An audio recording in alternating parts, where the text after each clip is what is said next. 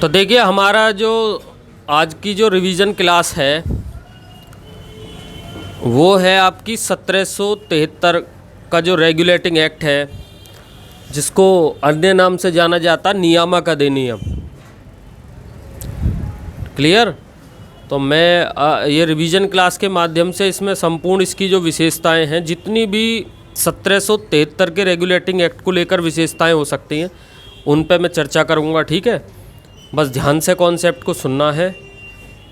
तो सबसे पहले मैं विशाल तुम बताओ।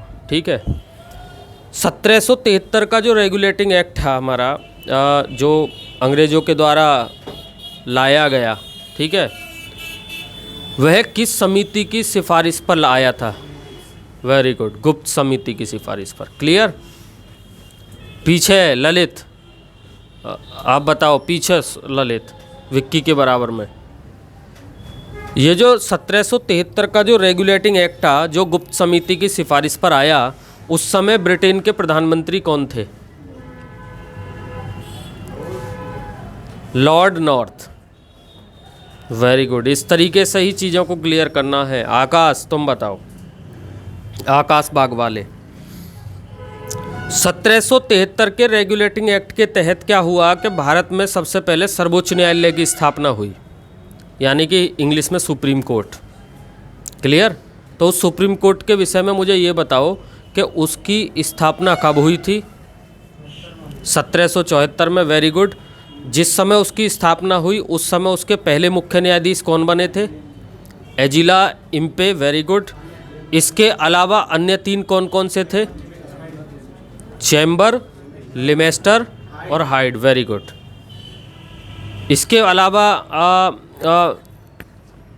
तुम सुमित आप बताओगे, दूसरे सुमित। जो 1773 का जो रेगुलेटिंग एक्ट था जिसके तहत सर्वोच्च न्यायालय की स्थापना हुई, वो कैसा न्यायालय था? अभिलेख न्यायालय।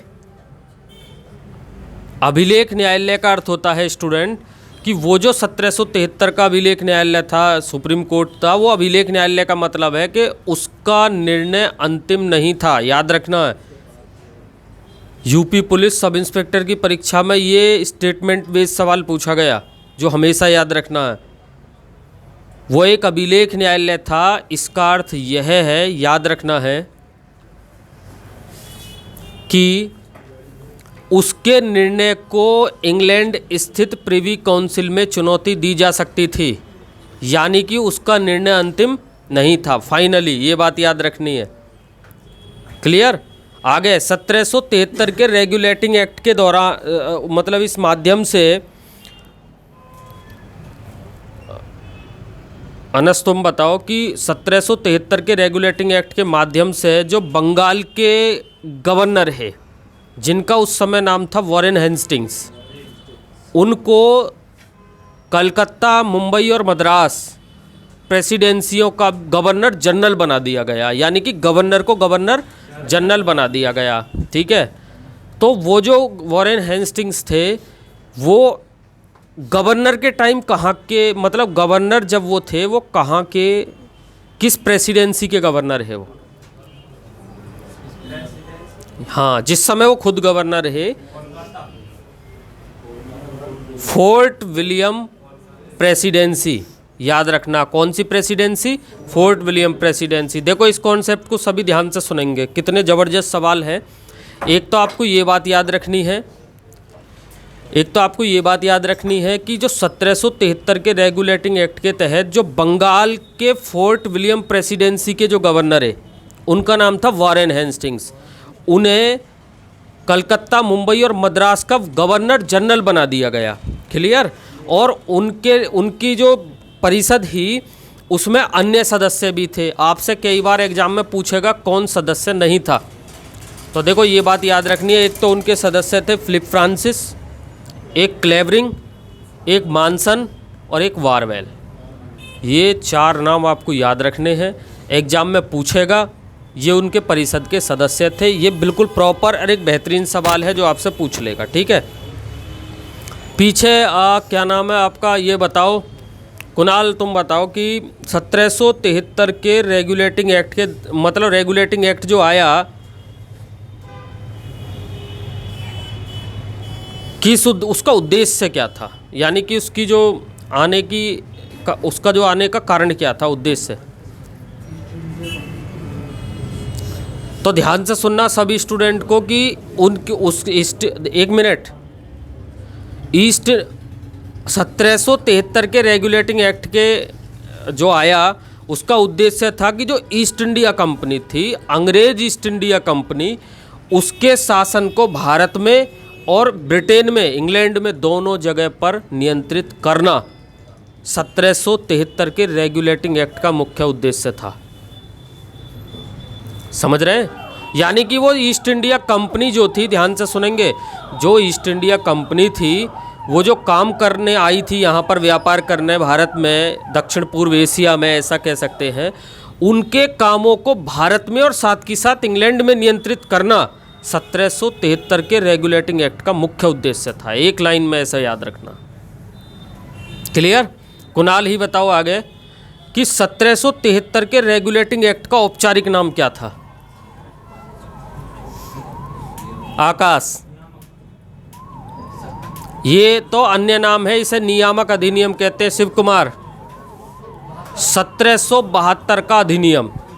याद रखना, बहुत बढ़िया सवाल हो सकता कभी एग्जाम में कि 1773 के रेगुलेटिंग एक्ट का जो अन्य मतलब औपचारिक नाम था वो क्या था? 1772 का एक्ट। याद रखना। क्लियर? अरे क्लियर है?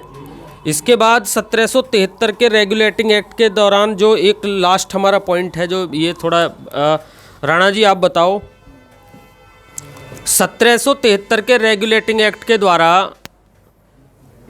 हम ऐसा कह सकते हैं पहली बार केंद्रीय प्रशासन की नींव रखी गई। ठीक है, तो क्या प्रतिबंध लगाया? जो ईस्ट इंडिया कर्मचारी है, क्या प्रतिबंध भी लगा था? एक पॉइंट्स।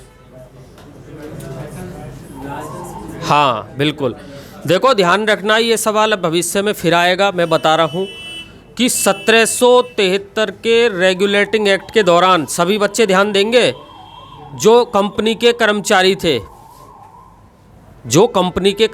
थे उनको बिना लाइसेंस व्यापार पर रोक लगा दी गई। ध्यान से सुनना, एक मिनट, मैं जो कह रहा हूँ, 1773 के रेगुलेटिंग एक्ट के दौरान जो कंपनी के कर्मचारी थे, बिना लाइसेंस उनके व्यापार करने पर रोक लगा दी गई। क्योंकि ध्यान रखना, क्यों लगाई गई? क्योंकि वो लोग क्या कर रहे थे, वो साइड से अपना भी बिजनेस कर रहे थे इस बीच में। इसलिए 1773 के एक्ट के द्वारा कंपनी के प्रत्येक कर्मचारी को ये मतलब कि ये लागू कर दिया गया कि आप लाइसेंस लेकर ही व्यापार कर सकते हैं, यानी कि लाइसेंस अनिवार्य कर दिया गया, ऐसा कह सकते हैं। आपसे ऐसा सवाल पूछा जा सकता है कि किस एक्ट के द्वारा, मैं लास्ट सवाल बोल रहा हूँ, ऐसा ही आएगा एग्जाम में, किस एक्ट के द्वारा अंग्रेजों ने यह व्यवस्था की कि कर्मचारी बिना लाइसेंस के व्यापार नहीं करेंगे? आपसे सवाल पूछ लेगा और ऑप्शन आपके सामने होंगे। 1600 का चार्टर एक्ट, 1726 का चार्टर एक्ट, आपसे कह देंगे 1773 का रेगुलेटिंग एक्ट, आपसे कह देंगे 1919 का एक्ट, इस तरीके से। तो याद रखना, 1773 के रेगुलेटिंग